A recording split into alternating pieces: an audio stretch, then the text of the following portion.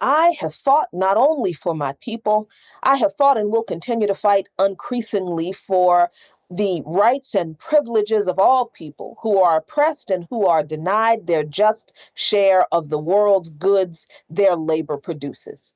I have walked and will continue to walk in picket lines for the right of all men and women of all races to organize for their own protection and advancement. I will continue to cry out against police brutality against any people, as I did in the infamous Zoot Suit riots in Los Angeles in 1944, when I went into dark alleys and reached scared and badly beaten Negro and Mexican American boys, some of them children, from the clubs and knives of city police. Nor have I hesitated in the face of that most un-American Activities Committee, and I am willing to face it again. And so help me God, I shall continue to tell the truth as I know it and believe it as a progressive citizen and a good American. The woman who said these words is Charlotta Spears Bass. In her acceptance speech for the nomination of the Progressive Party vice presidential slate on March 30th, 1952. Bass was the first African American to be a candidate for vice president 68 years before Kamala Harris, who honestly couldn't even tie that woman's shoelaces.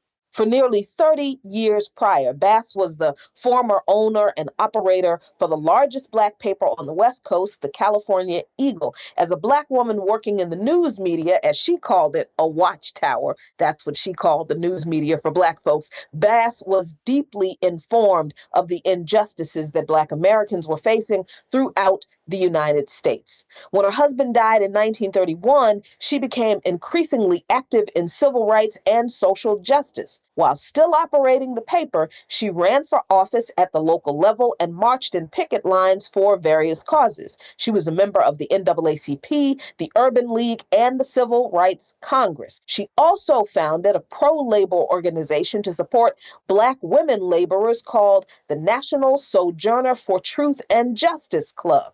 She co-founded the Progressive Party in 1948 and ran for Congress. In 1951, Bass retired from the Eagle to focus on party politics. Miss Bass was for real about that life. Her nomination was supported by other Progressive Party members, including W.E.B. Du Bois, who in his draft of the party's platform in the summer of 1952 wrote, quote, "Vote for Charlotta Bass, who represents Black America and American womanhood.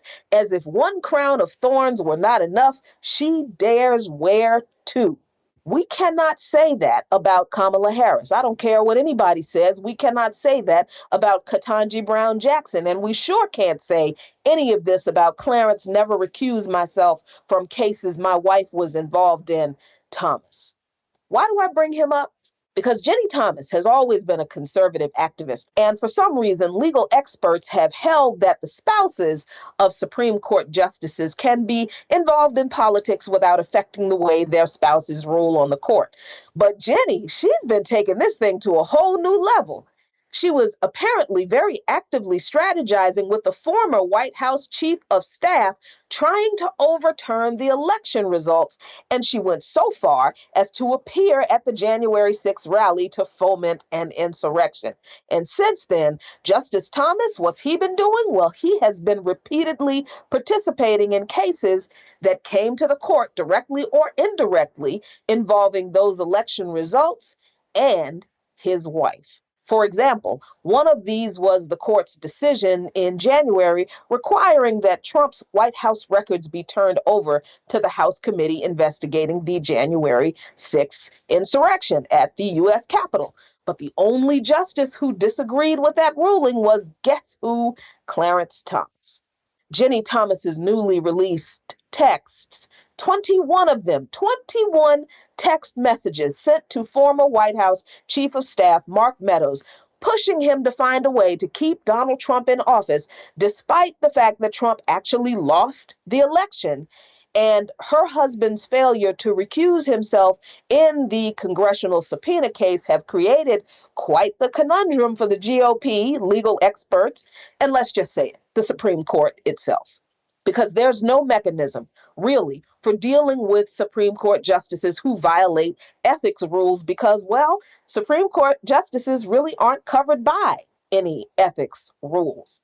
There's allegedly a federal statute that says that justices are to recuse themselves if they have knowledge of disputed facts in a case, but there's nobody that exists, no entity that really has to do anything to hold justices accountable if they do not comply.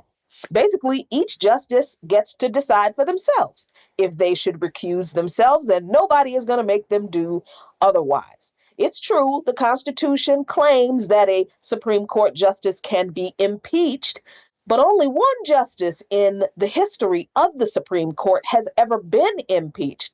And guess what? The Senate decided not to remove Samuel Chase in 1804.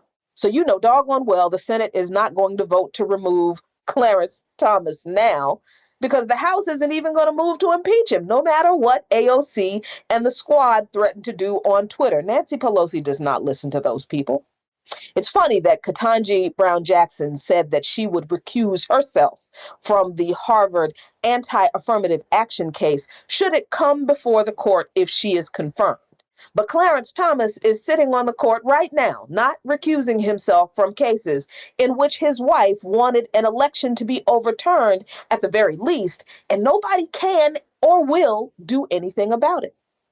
You know, Charlotta Bass's platform in 1952 called for civil rights, women's rights, an end to the Korean War, and peace with the Soviet Union. Her slogan during the vice presidential campaign was, quote, "Win or lose, we win by raising the issues." She surely would have been subjected to the new red smear 2020 today, but none of the Black so-called leaders we have today are worthy, honestly, of tying this woman's shoes, because this government chose to demonize people like Charlotta Bass back then. And because this government did that, we have to deal with the Kamala Harrises, the Ketanji Brown Jacksons, and the Clarence Thomases today. Oh, I know that comparison does not sit well with some folks, but we do win by raising the issues. That is still true. Follow Luqman Nation on patreon.com/LuqmanNation for lots of great content.